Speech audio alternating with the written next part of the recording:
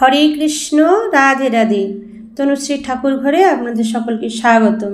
12ই November আমাদের এই যে বিষ্ণু পঞ্চক আসছে বা ভীষ্ম পঞ্চকও এখানে বলা হয়। এবছর যে 4 দিন পড়েছে এই তিথি হিসাবে আপনারা 12ই নভেম্বর একাদশীতে, এই যে মঙ্গলবার, ওই দিন একাদশীতে ভগবান শ্রীকৃষ্ণের চরণে পদ্মফুল নিবেদন করবেন ঠিক 4টা 4-এর মধ্যে।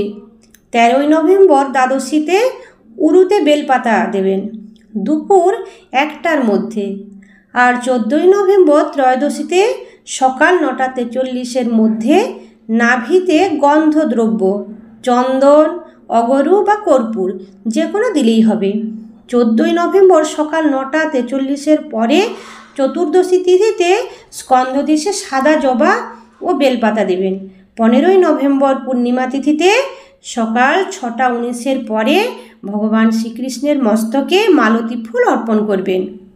কোনো দ্রব্যের অভাব হলে মানসিকভাবেও ওই দ্রব্য বা ফুল অর্পণ করবেন। হরে কৃষ্ণ।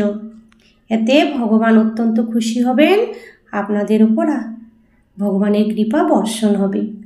জয় শ্রীকৃষ্ণ। রাধে রাধে।